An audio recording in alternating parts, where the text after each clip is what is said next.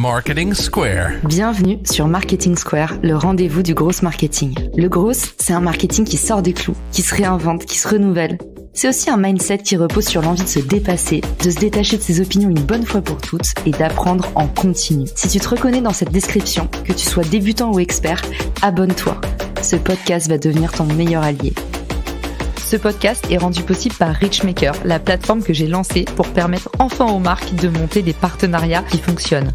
Identifier un partenaire stratégique, faire le plein d'idées de partenariat et surtout performer ensemble et collectivement. Si cette vision vous parle, rendez-vous sur richmaker.com et bon épisode. Bonjour à tous et bienvenue dans ce nouvel épisode de Marketing Square. Aujourd'hui, je suis ravie de vous retrouver. On va attaquer le volet 2 de notre micro-série consacrée à créer du meilleur contenu. Dans mon dernier épisode, accessible depuis la description, on avait vu comment identifier son positionnement. Dans cet épisode, je vous livre toutes mes clés pour faire du meilleur audit. Mais attention, pas les clés que vous avez déjà lues ou entendues partout autour de vous. Aujourd'hui, je vous donne tous mes trucs et astuces perso, 100% dénichés sur le terrain. Pour moi, les créateurs qui ne s'intéressent pas vraiment à leurs audiences, c'est un peu comme les entrepreneurs qui n'écoutent pas leurs clients. L'audit, ça vient du latin audire, qui veut dire écouter. Les conversations que vous avez avec vos audiences, c'est le meilleur outil dont vous disposez pour faire de l'audit et pour progresser. Si vous vous basez sur votre seule intuition pour faire du contenu qui vous plaît, vous risquez d'être votre seul spectateur, lecteur ou auditeur. En vous rapprochant de votre persona cible, le client idéal pour votre offre ou votre produit, vous allez pouvoir mieux comprendre votre marché, affiner votre message et même doper votre impact. Vous allez voir pourquoi en 2 minutes. Les choses sont ce que vous en faites. Souvent, on me dit « Mais Caro, quelle perte de temps, tu passes 3 heures par jour à répondre à tes commentaires, à répondre aux messages que tu reçois, à répondre à tout le monde. En fait, tu devrais te concentrer sur la création. » La clé, c'est toujours que les choses sont ce que vous en faites. Si vous avez décidé que les conversations avec les gens vous font perdre du temps, alors elles vous feront perdre du temps. Si vous savez écouter vos audiences, vous aurez le pouvoir de transformer vos échanges en insights actionnables. Quelques exemples ultra concrets, parce que pour certains d'entre vous, vous vous dites « Ah oui, j'ai déjà compris qu'il fallait écouter les retours de mes clients, mais comment est-ce que concrètement, ça peut nourrir l'ensemble de vos produits et vos services ?» Je vais vous donner, en utilisant l'exemple de ce seul podcast, à quel point les retours et les conversations que j'ai de votre part, ça m'aide à créer tout le contenu de A à Z. Premier exemple, imaginons que j'ai des retours mitigés sur mon épisode. Ça me permet de refaire mon contenu illico et d'être sûr qu'il va plaire au plus grand nombre. Souvenez-vous toujours que si une personne vous exprime quelque chose, c'est que potentiellement 5 ou 10 personnes l'ont pensé.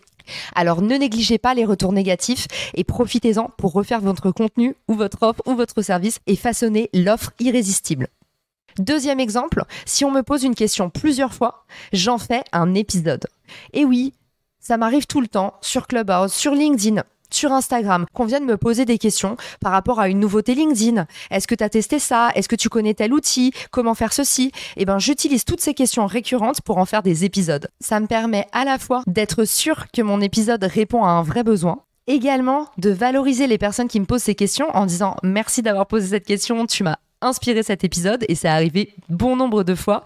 Et troisièmement, ça me permet pour les personnes suivantes d'avoir un contenu concret à leur partager immédiatement et c'est peut-être l'occasion pour moi de faire découvrir le podcast.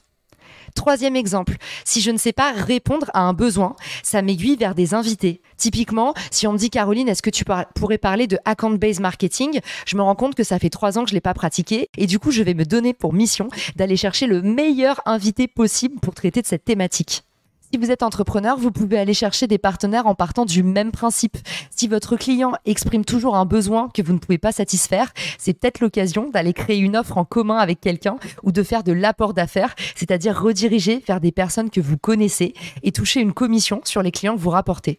Quatrième exemple pratico-pratique, si j'ai beaucoup de remerciements, je duplique le thème et je le creuse. À chaque fois que des épisodes vous ont beaucoup plu, j'en ai profité pour en faire d'autres et aller encore plus en profondeur sur ces sujets. Enfin, 5e exemple actionnable, si on m'envoie des outils et des ressources, j'en profite pour enrichir mon contenu et ma veille en continu. Et c'est quelque chose qu'on ne fait pas assez et que je vous recommande de faire, remettre à jour vos articles existants avec de nouveaux contenus, de nouvelles ressources. Dernière petite chose que je fais tout le temps, un petit peu plus marginale, à voir si vous pourriez le mettre en place dans le cadre de votre entreprise. Une fois par mois, j'invite une auditrice à dîner et ça me permet de faire un entretien qualitatif, hyper complet. Ça me permet d'avoir des nouvelles idées pour développer le podcast, de créer un lien très particulier et privilégié avec quelqu'un et puis surtout sortir des sentiers battus de ce qu'on fait habituellement. De plus en plus de marques, comme notamment Frischti ou Michel et Augustin, organisent aussi des événements en présentiel pour rencontrer leurs clients et ça, je trouve que c'est une super bonne idée. Alors, est-ce que ça vous donnera de brillantes idées pour aller peut-être à la rencontre davantage de vos audiences de façon moins conventionnelle, de façon plus originale ? J'espère que cet épisode vous aura donné quelques pistes pour passer à l'action.